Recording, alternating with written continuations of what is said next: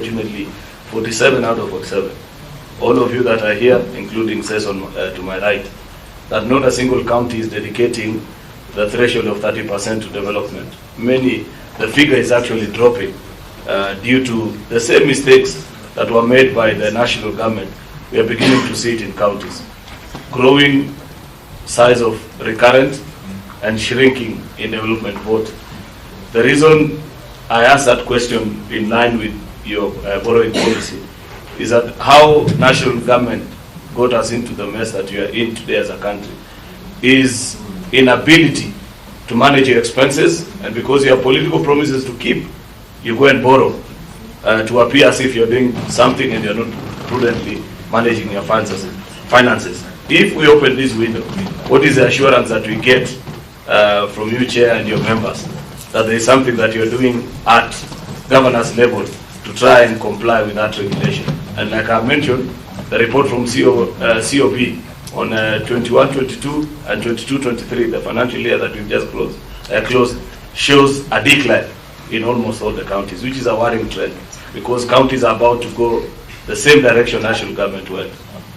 Thank you very much. Please just answer Honorable Cheriot, then you can proceed after that, with the rest of the questions. Okay. Thank you very much. I will answer briefly, and then I will give my colleague, Vice Chair, to also chip in. I'll start with the issue of how do we intend to ring fence.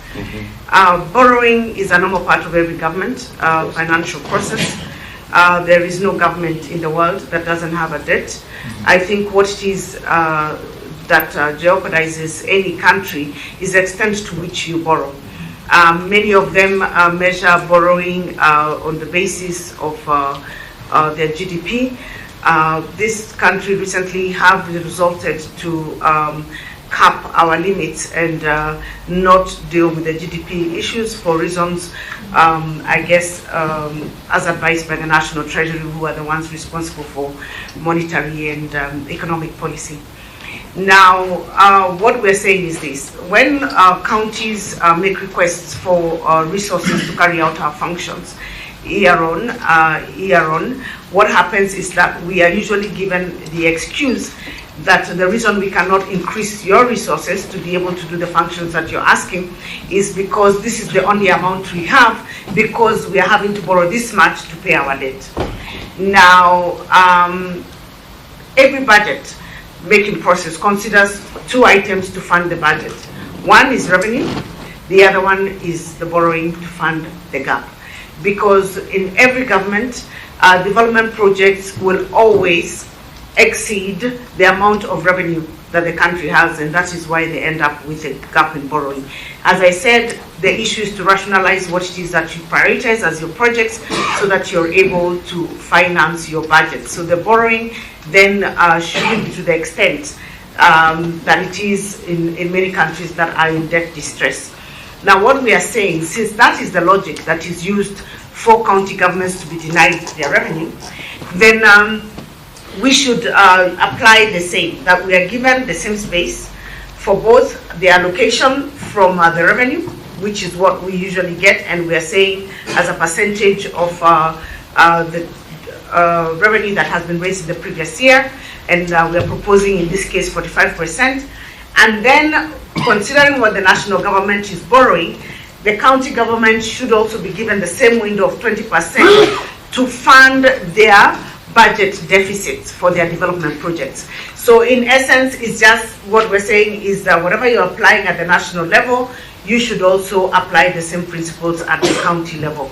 Now, to address the second question of why is it that the counties have a problem with adhering to the stipulated or recommended 30% by the PFM with regard to recurrent expenditure versus development.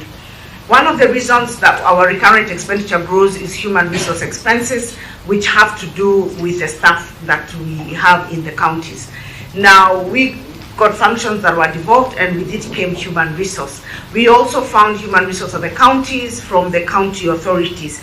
Now, the challenge, like in this past financial year, if I could explain, the amount of money that the counties were given in additional revenue was less for most counties than that which would be required to just factor in basic requirements of law in terms of increases of salary, annual increases of salaries. And we raised it when we were coming to the Senate to look for the resources. So of course, if you do that 2-3 times, you will find that all counties then will end up spending a lot more than the 30%. So it is the only way to get the counties to have their 30% or less in recurrent expenditure, especially in human resource, is to increase the allocation that you're giving to the counties. But if you keep the allocation at a lower pace than the increase in recurrent expenditure, both when you factor inflation and they factor increased taxes, like right now we have increased taxes, and then you factor increased salary increment but that are mandatory by law, you will find that over the years, the cost of recurrent expenditure for counties will exceed the 30% threshold. Chair, maybe before you give, and maybe he could also help you, because I know he's a finance person, because from your answer, what you are saying is actually not factual. You have said that what has been used to deny counties more revenue is how much government is borrowing. Well, the excuse that you may put it. That is the excuse that the national government gives us when they are doing the CARA. And I'm saying because your vice chair is a finance person, he knows that is not factual. What is factual is that is not borrowing, is debt financing. And it is also a fact, the Controller of Budget just released a report last week, but one, saying that we have now surpassed the 1 trillion mark in debt financing. And that is what has a bearing as to how much money then is available to the counties. The other thing that is factual, true, the cost of living is going up and inflation and all that, and wages will definitely go up. And I would want to hear from you, where is a place for own source revenue for county governments? Because we are now all competing for resources at the center, but we never hear any governor or even the council speak about own source revenue. And I believe the spirit of devolution was also to encourage counties even to compete amongst themselves in raising revenue. Part of the other reason, Governor, Chairperson, why counties are finding themselves in problems is unrealistic estimates of your own source of revenue. And you end up with very many pending bills. I'll give you a case example of a county that I know that the last financial year they raised about 2.1 billion shillings, and they have now estimated for the next financial year that they will raise 7.9 billion. And they will go ahead and procure and incur pending bills. Then that drives the demand for more resources more than probably the other issues of inflation and all that. Because if you have to factor in inflation, the other thing that is factual, and I say this with all due respect to the council, because I have sat in parliament as a chair of the budget and appropriations committee. Part of what is factored, and I'm certain even Senator Aaron or Senator Mukani would have bear me witness, the cost of inflation is always factored. Always. Yeah. So that's why I challenge you that on that particular aspect, what you are telling us is not factual. I actually beg to differ, because you know very well that as much as we raise revenue in the country, sometimes we also borrow to pay debts.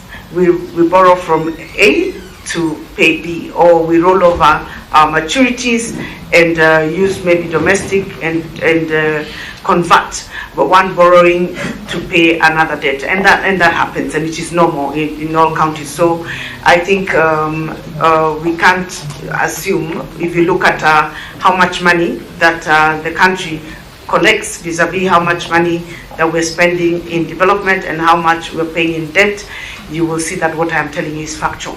The second thing is, even in the national government, they have never achieved 100% of their revenue collection target. Half the time, and I come from a background of treasury, I was there for over 15 years. In all those 15 years, or over 15 years I was there was no day we said we had achieved 100% of our revenue target.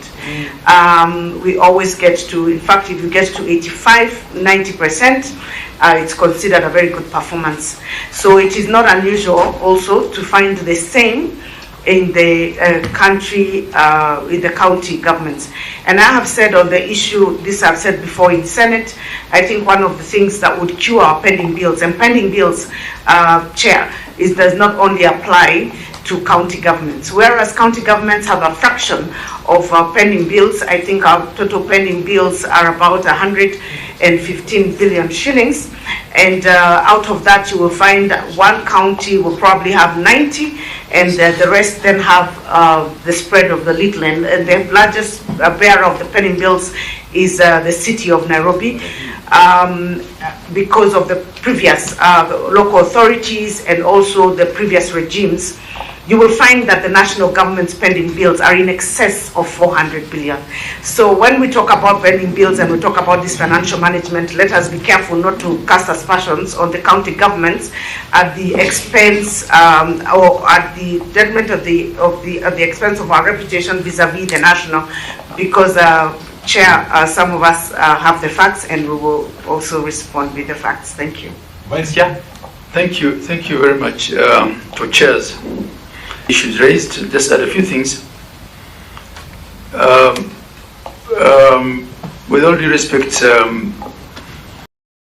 whether we call it debt financing or debt, it's our feeling that the national government is front-loading its share through debt.